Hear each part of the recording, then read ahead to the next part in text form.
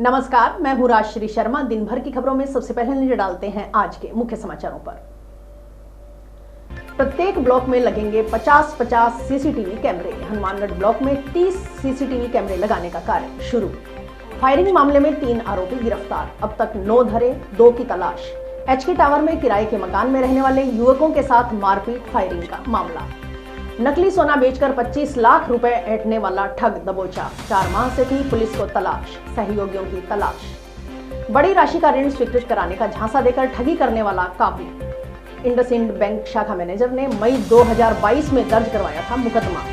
दुरुस्त करवाई लीकेज पेयजल पाइपलाइन। 5-6 दिन से घरों में पहुंच रहा था नाली का दूषित पानी। और अब समाचार विस्तार से। जंक्शन पुलिस ने सूरतगढ़ मार्ग पर स्थित एचके टावर की 3री मंजिल पर किराए के मकान में रहने वाले 2 युवकों व उनके एक साथी के साथ मारपीट व फायरिंग की वारदात को अंजाम देने के मामले में 3 और आरोपियों की गिरफ्तार किया है। अब तक इस मामले में 9 जनों की गिरफ्तारी हो चुकी है, जबकि 2 आरोपियों की तलाश है। पूर्व में पुलिस इस मामले में 6 आरोपियों को गिरफ्तार कर न्यायिक अभिरक्षा में जेल भिजवा चुकी है। जांच अधिकारी सीओ अरविंद बैरड ने बताया कि इस मामले में राजेंद्र उर्फ राज चौधरी निवासी साहूवाला श्रीगंगानगर, अली शेर श्रीगंगानगर और विशाल पचार उर्फ बबलू श्रीगंगानगर को गिरफ्तार किया गया है। इन तीनों का पीसी रिमांड मंजूर करवाया गया है। इनसे पूछताछ कर बरामदगी के प्रयास किए जा रहे हैं। इस मुकदमे में नामजद 2 और आरोपियों की गिरफ्तारी शेष है। इनमें से एक श्रीगंगानगर जेल में बंद है, उसे प्रोडक्शन वारंट पर हासिल किया जाएगा। गौरतलब है कि नवदीप सिंह गांव जौड़किया ने 2 सितंबर को पर्चा बयान के आधार पर मुकदमा दर्ज करवाया था कि वह बीए फाइनल में पढ़ाई करता है। उसका दोस्त समीर और प्रदीप जंक्शन में सूरतगढ़ रोड पर एचके टावर की 3री मंजिल पर किराए पर रहते हैं। वह 2 सितंबर को करीबन 3 बजे समीर के पास एचके टावर में कमरे पर मिलने के लिए आए थे। वह समीर और प्रदीप तीनों कमरे में बैठे थे, तभी राज चौधरी, राहुल पूनिया, हैप्पी दहिया सहित करीब 8-10 अन्य लड़के कमरे में आए और आते ही नवदीप धारीवाल का कमरा यही है पूछा और उन्होंने फायरिंग की।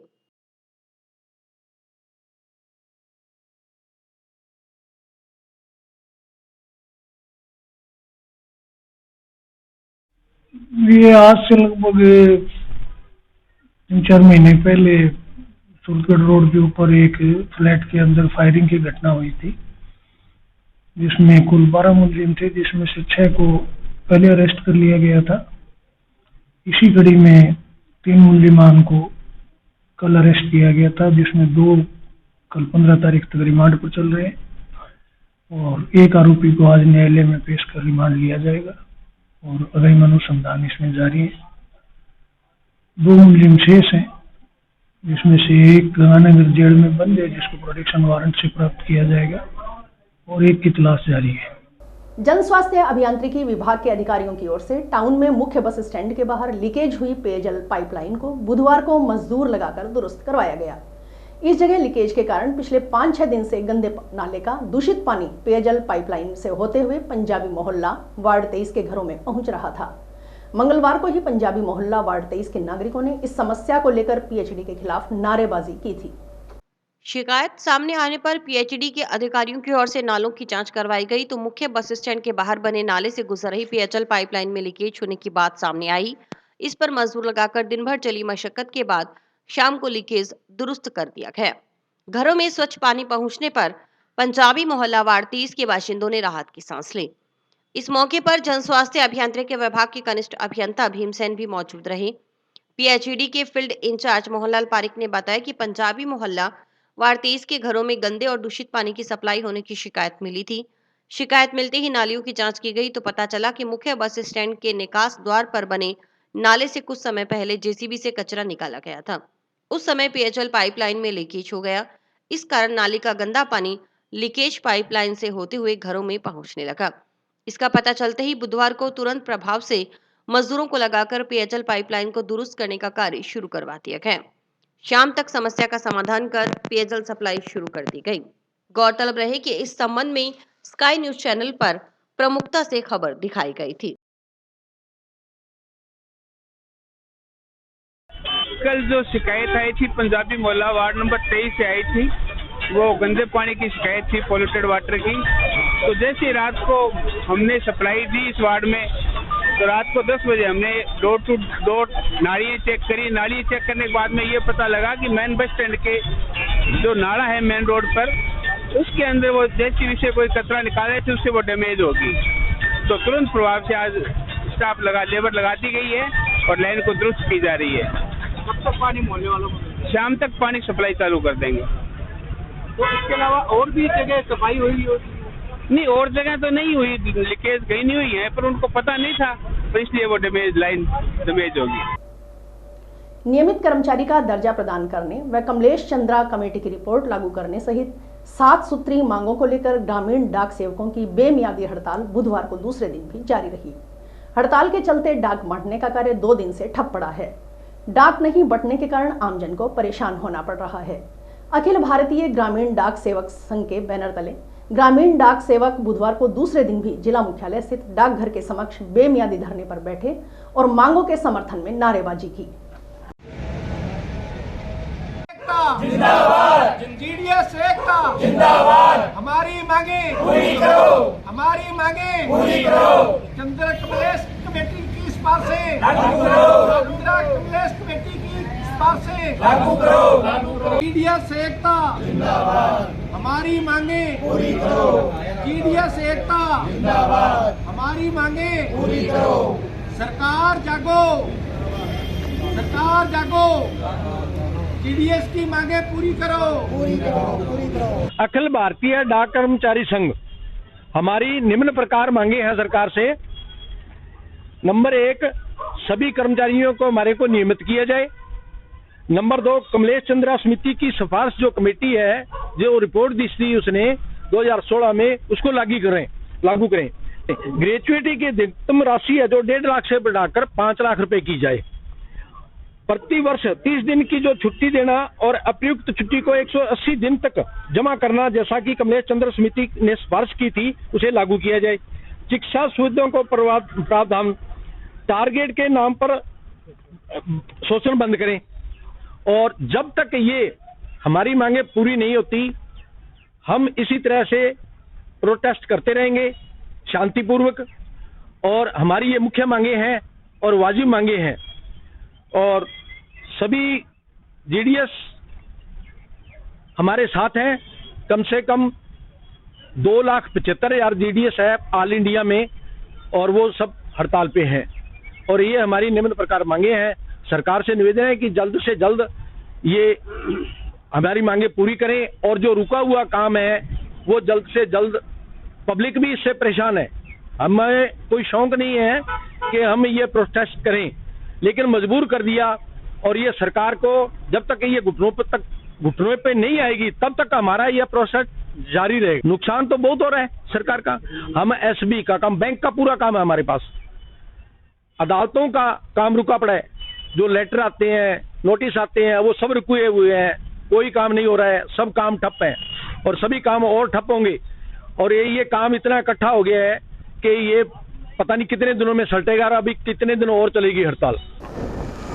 निवार प्लास्टिक इत्यादि सामान विक्रय करने वाले व्यापारी को नकली सोना बेचकर 25 लाख रुपयों की ठगी करने के मामले में जंक्शन थाना पुलिस ने एक शातिर ठग को गिरफ्तार किया है। पकड़ा गया ठगी जालोर जिले का निवासी है। पुलिस को करीब 4 माह से उसकी तलाश थी। बुधवार को आरोपी को गिरफ्तार करने में सफलता हाथ लगी। जंक्शन पुलिस थाना प्रभारी विष्णु खत्री ने बताया कि 20 अगस्त को राधेश्याम पुत्र कृष्णलाल निवासी दुकान नंबर 32 नई धान मंडी जंक्शन ने मुकदमा दर्ज करवाया था कि वह नई धान मंडी जंक्शन में नवार प्लास्टिक आदि सामान विक्रय करने की दुकान का व्यवसाय करता है। करीब 17 दिन पूर्व उसकी दुकान पर एक व्यक्ति आया, प्लास्टिक की बाल्टी खरीदी। व्यक्ति ने अपना नाम देवा पुत्र अमरजी निवासी गांव गोगुंदा उदयपुर डूंगरपुर के पास का बताया। साथ ही उसे बताया कि वह मेडिकल कॉलेज में मिस्त्री का कार्य ठेकेदार के साथ करता है। उसने उसे चांदी के 2 सिक्के दिखाए और बताया कि उसे पूर्व में भटिंडा में निर्माण के लिए खुदाई के दौरान एक डिब्बा मिला था, जिसमें ये चांदी के सिक्के व लगभग 3 किलोग्राम सोना था। यह सोना चांदी उसके पास है। उस व्यक्ति ने उसे कहा कि वह चांदी के सिक्के और सोना बेचना चाहता है, वह चेक कर उसे बता दे। जांच करवाई तो चांदी के सिक्के असली चांदी के पाए गए। फिर अगले 2 दिन बाद पुनः वह व्यक्ति अपने साथ एक बुजुर्ग औरत को लेकर आया तथा सोने की लड़ी जिसमें कई लड़ियां लगी हुई थी उसे दिखाई और कहा कि वह यह भी चेक कर ले। व्यक्ति ने उस लड़ी में लगे कुछ हिस्से तोड़कर उसे दिए। उसने चेक करवाए तो वह सोने के पाए गए। तब उस व्यक्ति और औरत ने उसे कहा कि यह सारा सामान वे बेचना चाहते हैं, आप ले लो, हम सही कीमत पर दे देंगे। सारा सामान बेचने के 50 लाख रुपए तय किए गए। इसमें से 25 लाख रुपए अब देने तथा शेष 25 लाख रुपए 2 माह बाद देना तय हुआ। उसने व्यक्ति को पैसों का इंतजाम होने पर 3 किलो सोने के धातु 25 लाख रुपए देकर लेने को कहा। उसके बाद उस व्यक्ति ने उसे फोन किया और कहा कि वह रावसर में ठेकेदार के साथ आ गया है, वह पैसे लेकर रावसर आ जाए और सोना लेकर चला जाए।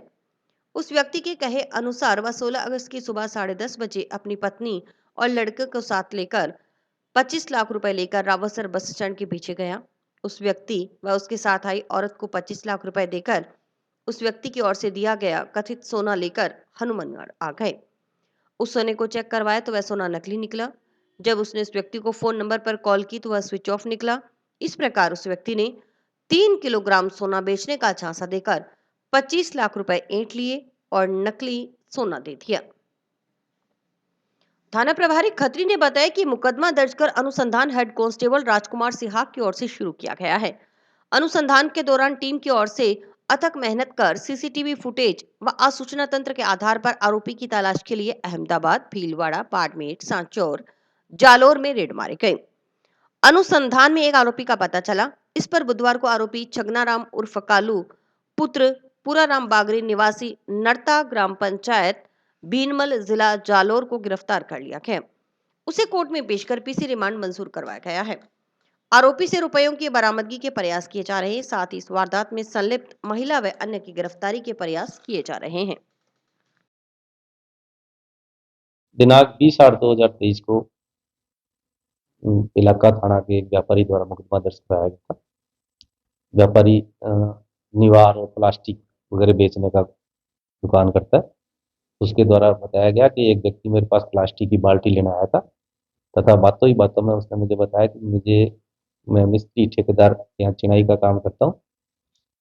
मुझे खुदाई के दौरान कुछ चांदी के सिक्के और करीब 3 किलोग्राम सोना मिला। वो आप चेक करा लो, अगर सही हो तो आप खरीद लो, मैं सही कीमत पर बेच दूंगा।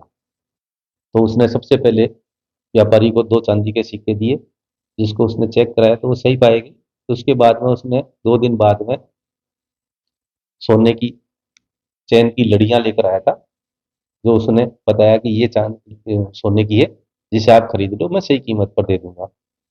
जिस पर उसने 2 लड़ियों में से दो दाने निकाल कर उसको दिए कि आप इसको चेक करा लो। तो चेक कराने पर वो भी असली निकले थे, जिस पर उस व्यापारी द्वारा 50 लाख रुपए में सौदा तय कर लिया गया और 2 दिन बाद में पैसे देने का कहा। जिस पर उसने कहा कि भी 2 दिन बाद में बात होने पर बताया कि भी मुझे ठेकेदार रावतसर ले आया, आप रावतसर आ जाओ, रावतसर में आपको सामान दे दूंगा और यहीं से आप पैसा ले जाना। व्यापारी अपने रावतसर गया तथा रावतसर में जाकर उसको 25 लाख रुपए देकर वो सोना ले आया।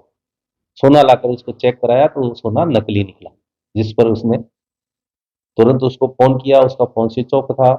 फिर उसके द्वारा थाना पर मुकदमा दर्ज कराया गया। अनुसंधान के दौरान हमारी टीम ने अथक मेहनत किया तथा सीसीटीवी फुटेज वगैरह के आधार पर मुलजिम की पतारसी की। मुलजिम की तलाश हेतु जालोर, सांचौर, अहमदाबाद उधर रेड भी मारी गई। अनुसंधान से एक मुलजिम का पता चला, जिस पर उसको गिरफ्तार किया गया। मुलजिम छगनाराम उर्फ काड़ू सन ऑफ पूराराम बागरी, जो कि भीनमाल जिला जालोर का रहने वाला है, जिसको गिरफ्तार किया गया। मुकदमा में अनुसंधान जारी। इंडसइंड बैंक में फील्ड ऑफिसर के पद पर कार्यरत 2 कर्मचारियों की ओर से बड़ी राशि का ऋण स्वीकृत कराने का झांसा देकर महिला सदस्यों के पूर्व में चल रहे ऋण के रुपए प्राप्त कर लाखों रुपए की धोखाधड़ी करने के मामले में जंक्शन थाना पुलिस ने एक आरोपी को गिरफ्तार किया है। इस मामले में पुलिस पूर्व में 2 आरोपियों को गिरफ्तार कर न्यायिक अभिरक्षा में भिजवा चुकी है। इस मामले में यह तीसरी गिरफ्तारी है। जांच अधिकारी कृष्णलाल बिश्नोई के अनुसार जांच में 7,30,000 रुपए की धोखाधड़ी करने की बात सामने आई है। इस मुकदमे में पूर्व में 2 आरोपियों को गिरफ्तार कर न्यायिक अभिरक्षा में जेल भिजवाया जा चुका है। अब इस मामले में करीब 1.5 साल से फरार चल रहे निखिल पुत्र सुभाष बिश्नोई निवासी 14 BDS खाजूवाला को मंगलवार को गिरफ्तार कर लिया गया। उसे बुधवार को न्यायालय में पेश किया गया। जांच अधिकारी के अनुसार इस मामले में 3 आरोपियों की संलिप्तता सामने आई। तीनों आरोपी अब गिरफ्तार हो चुके हैं। राशि खर्च करने के चलते आरोपियों से बरामदगी नहीं हो पाई। भारत इंडसइंड बैंक में श्री प्रकाश कुमार मैनेजर ने 20/5/2022 को 363 नंबर मुकदमा 420 120 और 409 में दर्ज करवाया था, जिसमें 2 मुलजिम पूर्व में अरेस्ट करके जैसे करवा दी थे। एक मुलजिम 1 साल से फरार था, निखिल पुत्र सुभाष बिश्नोई निवासी 14 BD पुलिस थाना खाजूवाला को कल इसको गिरफ्तार किया है। आज न्यायालय में पेश किया जाएगा। इसमें कितने मुलजिम थे? इसमें 3 मुलजिम थे। कितने का फ्रॉड सर? ये करीब 7,30,000 का था। रिकवरियां हुई? रिकवरी नहीं हुई, खर्च कर दिए इन्होंने पैसे। अब प्रदेश के जिलों के प्रत्येक ब्लॉक में 50-50 सीसीटीवी कैमरे लगाए जाएंगे। यह कैमरे शहर कस्बों के प्रवेश मार्गों के अलावा मुख्य चौक चौराहों पर लगाए जाएंगे। यह सीसीटीवी कैमरे अभय कमांड सेंटर से जुड़े रहेंगे। अभय कमांड सेंटर के जरिए हर गतिविधि पर नजर रखी जा सकेगी। हनुमानगढ़ ब्लॉक में अभी 30 कैमरे लगाने का कार्य शुरू कर दिया गया है। इसके लिए चिन्हित जगहों पर पोल लगाए जा रहे हैं। सभी ब्लॉक में जिन जगहों पर सीसीटीवी कैमरे लगाए जाने हैं वह स्थान चिन्हित कर लिए गए हैं। देखिए रिपोर्टर प्रदीप पाल की खास रिपोर्ट। अभय कमांड सेंटर के प्रभारी डॉक्टर गेंद्र प्रताप ने बताया कि पूर्व में अभय कमांड परियोजना के अंतर्गत 100 पोल पर तकरीबन 250 सीसीटीवी कैमरे लगे हुए हैं। इन कैमरों के जरिए शहर के सभी चौक चौराहों की निगरानी की जा रही है। अब जिले के सभी ब्लॉक व तहसील स्तर पर 50-50 सीसीटीवी कैमरे लगाने के आदेश प्राप्त हुए हैं। पूरे प्रदेश में इस संबंध में कार्रवाई चल रही है। हनुमानगढ़ ब्लॉक में 30 पोल लगाने का कार्य शुरू कर दिया गया है। इसके तहत हनुमानगढ़ जंक्शन व टाउन में आने जाने के सभी मुख्य चौक चौराहों को कवर किया जाएगा। इन चौक चौराहों पर हो रही गतिविधियां अभय कमांड सेंटर में लाइव देखी जा सकेंगी। उन्होंने बताया कि शहर की सीसीटीवी कैमरों से लैस करने के पीछे का मकसद घटना को होने से रोकना है। इसके अलावा अवांछित लोगों की गतिविधियों की सही मॉनिटरिंग हो पाएगी। सीसीटीवी कैमरों के माध्यम से गाड़ी का नंबर आदि समय पर पता लगाया जा सकता है। इसके जरिए अपराधी तक आसानी से पहुंचा जा सकता है। उन्होंने बताया कि टाउन में घगर पुल से आगे Bharat Mata Chowk, Gurudwara Sahib, bus stand, Kohla underpass तक टीबी रोड पर सीसीटीवी कैमरों के लिए पोल लगाने का कार्य शुरू कर दिया गया है। शहर के एंट्री पॉइंट पर पोल लगाकर सीसीटीवी कैमरे लगवाए जाएंगे। पूर्व में हमारे पास अभय कमांड परियोजना अंतर्गत अभय कमांड के अंदर 100 पोल के ऊपर तकरीबन 250 के आसपास हमारे कैमरे लगे हुए हैं, जो शहर के सभी चौक चौराहों की निगरानी कर रहे हैं। अभी नए जो हैं सभी तहसील स्तर पर और जिला के ब्लॉक स्तर पर भी हमारे पास 50-50 के ऑर्डर आए हुए हैं, जिसमें अभी 30 पोल हम रिसेंटली अभी लगाने स्टार्ट कर दिए हैं। और उसमें हनुमानगढ़ जंक्शन और टाउन दोनों को हम पूरा कवर कर रहे हैं। जो आने और जाने के जो रास्ते हैं या जो मेन चौक चौराहे हैं जितने भी हैं, उनको हम अब जल्दी कवर कर देंगे और उसका सीधा लाइव हमारे यहाँ अभय कमांड सेंटर के अंदर ही होगा। मकसद यही है कि किसी भी जो घटना को वो उसको रोका जा सके, या जो भी आते हैं वाहन अवांछित या अनवांटेड जो लोग यहाँ से निकलते हैं उनकी सी मॉनिटरिंग हो पाए, ताकि समय पे गाड़ी का जो है उसका नंबर आ जाए और उस गाड़ी का पहचान भी हो पाए, ताकि अपराधियों तक आसानी से पहुंचा जा सके। उन्होंने बताया कि शहर के सभी चौक चौराहों व प्रवेश मार्गों पर पूर्व में लगे सीसीटीवी कैमरों का काफी फायदा मिल रहा है। जब भी कोई वारदात होती है तो सबसे पहले अभय कमांड से जुड़े सीसीटीवी कैमरों की फुटेज के जरिए ही अपराधी या अपराधियों के वाहनों को ट्रैक करने का प्रयास किया जाता है, क्योंकि सीसीटीवी कैमरा किसी की पहचान करने का बड़ा माध्यम है। अभय कमांड से काफी अच्छा सहयोग मिल रहा है। उन्होंने कहा कि अगर किसी के घर में भी सीसीटीवी कैमरे लगे हुए हैं तो वह अच्छी क्वालिटी के हों। यह कैमरे भी अपराधी तक पहुंचने में मदद कर सकते हैं। उन्होंने बताया कि भविष्य में बड़े संस्थानों के कैमरे भी अभय कमांड सेंटर से जोड़ने की योजना है। उन्होंने बताया कि एक बारगी 30 पोल लगाए जाएंगे, शेष 20 पोल लगाने का कार्य बाद में होगा। सभी ब्लॉक में 50-50 पोल लगाने के लिए जगह चिन्हित कर ली गई है। नजदीकी पुलिस स्टेशन, IT डिपार्टमेंट मिलकर यह कार्य कर रहे हैं। पुलिस स्टेशन के माध्यम से जगह चिन्हित कर उच्च अधिकारियों को रिपोर्ट भिजवा दी गई है। जल्द ही सीसीटीवी कैमरे लगाने के लिए पोल उपलब्ध हो जाएंगे।